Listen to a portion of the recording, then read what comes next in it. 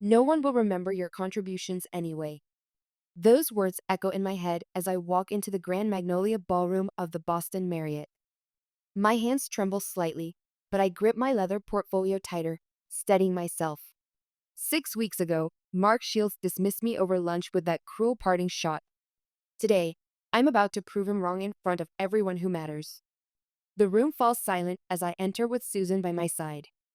52 years old, and this might be the most defining moment of my career. I catch a glimpse of my reflection in the mirrored wall, silver streaked hair pulled back in a neat bun, a tailored navy suit that my daughter Kate helped me choose. "Power dressing, Mom," she had said. "Show them exactly what they threw away." Mark's face pales when he spots me. He's sitting at the head of the table, still playing CO, still pretending he built Harmony Systems from nothing, still lying. I take a deep breath. This isn't about revenge. It's about truth. Flashback. The dismissal 6 weeks earlier, I had been summoned to Ristorante Milano, an upscale Italian place where Mark liked to impress clients. I should have known something was wrong when he suggested meeting there instead of our usual conference room. "Meg, you've been with us from the early days," Mark began, cutting into his barely touched salmon. His perfectly styled hair caught the restaurant's mood lighting, and he offered that practiced smile that had charmed so many investors. "But Harmony Systems is evolving, and we need fresh perspectives." I set down my fork, my mushroom risotto suddenly tasteless. "Fresh perspectives? Jason Hunt will be taking over your project starting tomorrow," he said, sliding a manila envelope across the white tablecloth. "The severance package is generous: 6 months' salary, extended health benefits." Around us, other diners chatted and laughed, completely unaware that my 15-year career was being dismantled between the appetizer and main course. "This is about my age, isn't it?" I managed to keep my voice steady, though I felt a tremor beginning in my hands. Mark had the decency to look uncomfortable, but only briefly. "The industry moves quickly, Meg. We need people who can keep up with current trends." "People like Jason? He's barely been out of college for a decade. He brings fresh energy and new methodologies." Mark glanced at his watch. "I have another meeting in 20 minutes. HR has prepared everything. The paperwork just needs your signature." I opened the envelope, scanning the legal jargon while my mind raced through implications. Kate's college tuition, my mortgage, starting over at 52. "And after 15 years, that's it?" I asked. That's when he said it, with a dismissive wave of his hand. "Don't worry, Meg. No one will remember your contributions anyway." I signed the papers with a surprisingly steady hand. Professional to the end, that's me. Walking out of that restaurant, past tables of oblivious diners, I felt invisible. 15 years at Harmony Systems, creating the authentication system that became our flagship product, training countless junior staff, working weekends and holidays to meet deadlines, all erased with a signature and a cruel comment. In my car, I finally let the tears come. But even as I cried, another part of my brain was already calculating, planning. I remembered my sister Jenna's experience. Brilliant engineer, pushed out of her company when it went public, her patents claimed by men who barely understood them. "Never again," I whispered, starting the engine. "Not to me." Flashback. Early warning signs. I should have seen this coming 3 weeks earlier. That's when Mark started bringing Jason to investor meetings. Meetings I had always attended. Jason, with his Stanford MBA and confident pronouncements about system modernization, despite having never built a commercial security platform from scratch. "He's just helping with the presentation," David had assured me. David Nowick, our CTO and my direct supervisor, was a technical genius but conflict averse to a fault. He'd been caught between Mark's ambitions and the engineering team's realities for years. But I didn't trust the situation. That night, I'd stayed late, copying key documentation to my personal drive, not company secrets, but my personal notes, early design drafts, and communications that proved my role in developing the authentication system. The system I'd initially created on weekends in my home office, before Harmony Systems even existed. My father once told me, "Always keep receipts, Meg," especially when working with men who wear cufflinks to Casual Friday. Dad had worked 30 years at the same engineering firm, only to be pushed aside when younger management took over. His pension was secure, but his dignity wasn't. I called Susan Morrison that same night. We'd become friends years ago when I'd needed legal advice during my divorce. Susan specialized in intellectual property law and had helped numerous women in tech protect their work. Send me everything, she'd said. Let's be prepared just in case. Just in case. Even then, I hadn't truly believed they would actually fire me. At Susan's home, 3 days after my dismissal, I visited Susan's brownstone in Cambridge. Unlike the sterile conference rooms of law firms, her living room felt welcoming. Bookcases lining the walls, family photos mingled with framed newspaper articles about her biggest cases. They picked the wrong woman to underestimate, Susan said, pouring tea into delicate cups that had belonged to her grandmother. At 58, Susan had seen it all in her career. Her silver bob and piercing blue eyes projected both warmth and formidable intelligence. I'm not sure what my options are, I admitted. The severance is decent, but starting over at my age. Let's focus on what we have, Susan said, spreading my files across her coffee table. These GitHub commits clearly show you developed the authentication system before joining Harmony. You mentioned it specifically in your initial employment contract, but Mark never formalized the IP transfer. I remembered that conversation. He dismissed it as unimportant at the time. That oversight might cost him his company now, Susan said with a slight smile. As we reviewed documents, I found myself sharing more than just legal details. After my divorce, I promised Kate I'd always show her what strength looks like, I said, staring into my tea. She was 14 when Tom left, claimed he'd outgrown our marriage. Found himself a 28-year-old yoga instructor. Men and their predictable midlife crises, Susan sighed. My ex-husband bought a motorcycle and broke his collarbone 2 weeks later. I laughed despite myself. I worked so hard to keep our house, to pay for Kate's education without Tom's help. I thought Harmony was my security. Susan nodded. Mark probably counted on that fear, that at your age, you wouldn't risk unemployment. She was right. Mark came from family money, had never known real financial insecurity. His father owned a successful construction company. Mark had attended private schools and Ivy League universities. He'd never had to worry about healthcare coverage or mortgage payments. What's our strategy? I asked. We wait, Susan replied. They'll realize very quickly that they can't maintain your system without you. When they call, and they will, we'll be ready. At the park. The phone call 2 weeks later, I was sitting on a park bench with Kate, who had come home for the weekend from college. We'd been shopping for her spring semester textbooks and stopped to rest with coffee from a nearby cafe. I'm proud of you, Mom, Kate said, her dark hair, so like mine before the gray appeared, blowing in the spring breeze. Most people would be falling apart. Oh, I did my falling apart, I admitted. Just not where Mark could see it. Dad always said you were the strongest person he knew, Kate said. It was about the only thing he got right. My phone rang. David Nowick's name flashed on the screen. Kate raised an eyebrow.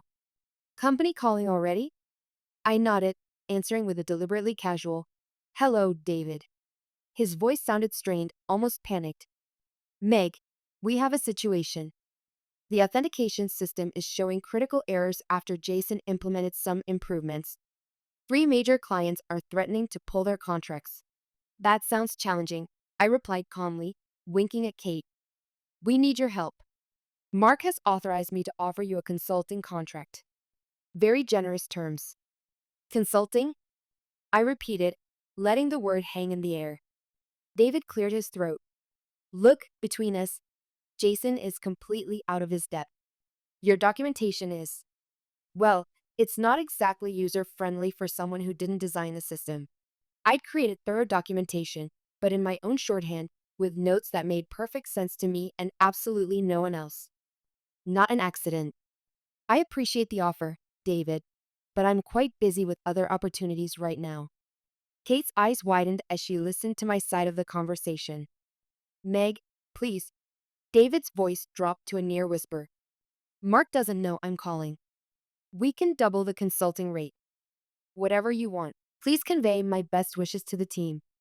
Perhaps Jason's extensive experience will help him solve the problem.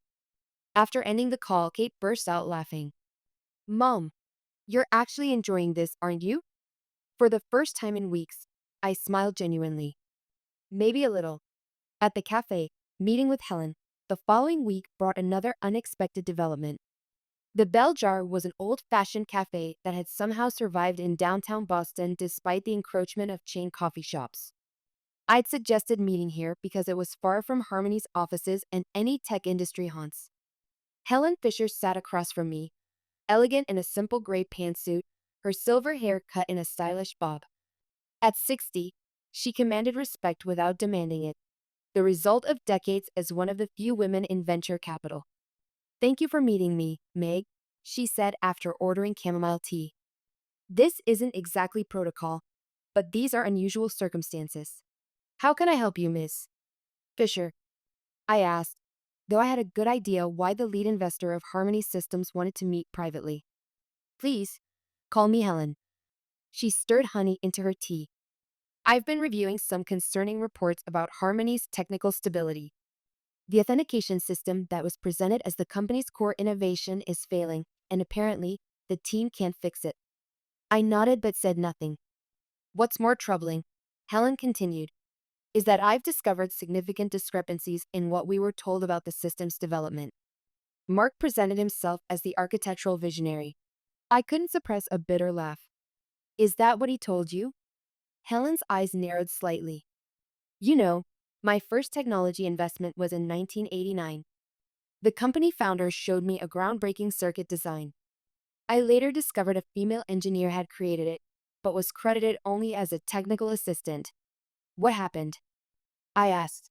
I pulled my investment and funded her directly instead, Helen replied. She now runs a company valued at over $200 million. She leaned forward.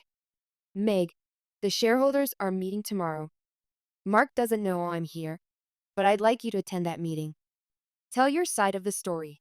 That's a significant request, I said cautiously. I know, but we invested in Harmony based partly on false premises. We need to correct that. I'd need to bring my attorney. Helen nodded. Of course. This isn't about ambushing anyone. It's about transparency. As she left, she paused. You know, I was pushed out of my first firm at 52, told I couldn't connect with younger entrepreneurs. 5 years later, I founded my own venture capital firm specializing in overlooked founders. Sometimes what seems like an ending is actually a beginning. The confrontation, shareholders meeting, and now here I am, walking into the shareholders meeting with Susan beside me. The room falls silent as we enter. Mark attempts to control the narrative. Miss Forrester is here as a courtesy to address some technical questions. Actually, Helen interrupts.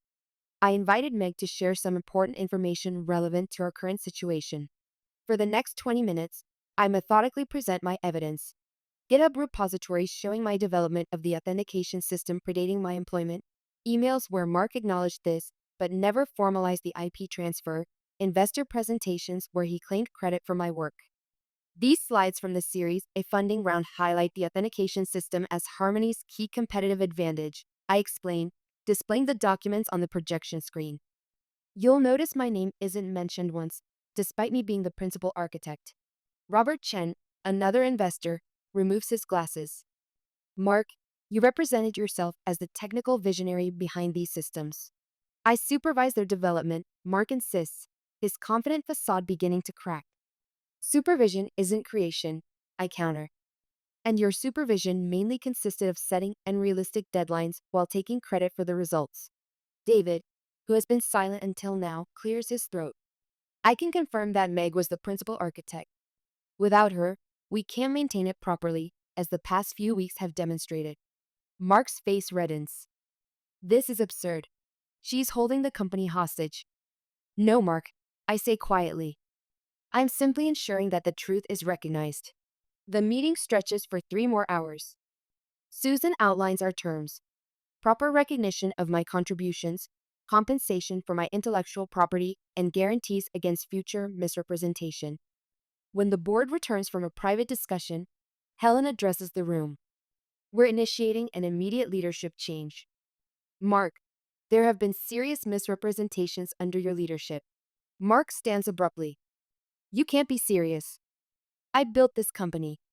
With Meg's technology, Robert adds pointedly. Helen continues. We're offering Meg a position as Chief Technology Officer, with appropriate equity compensation and full recognition of her contributions. As Mark storms out, slamming the door behind him, I feel no triumph, only validation. This isn't about revenge. It's about truth. Epilogue. 6 months later, Foster Solutions reads the sign above our new office. The opening reception is modest but warm, filled with people who believe in what we're building. Kate helps arrange refreshments, home from college for the weekend. Susan chats with Helen in the corner. They've become friends through this journey. Karen Lee, who left Harmony to join my new venture, shows a potential client our security platform. Mom, I can't believe you did all this in 6 months, Kate says, pride evident in her voice. I had a head start, I tell her. And good people supporting me. My phone buzzes with a new email. It's from Mark. Meg, I owe you an apology. I should have valued your contributions instead of trying to diminish them. The company is better off without me. I'm starting over with some hard-earned lessons about giving credit where it's due. Mark, I consider how to respond, then types simply, Mark, thank you for the apology. I wish you success in your future endeavors. Meg important? Kate asks, nodding toward my phone. I put it away. Just closing a chapter. Later, as we're locking up, Kate says, You know, watching you stand up for yourself changed how I see my future. I used to worry about getting older in this industry, but now, now I see that experience isn't something to hide. It's your superpower. She hugs me tightly. No one will forget your contributions now, Mom. And that, I realize, is the greatest victory of all.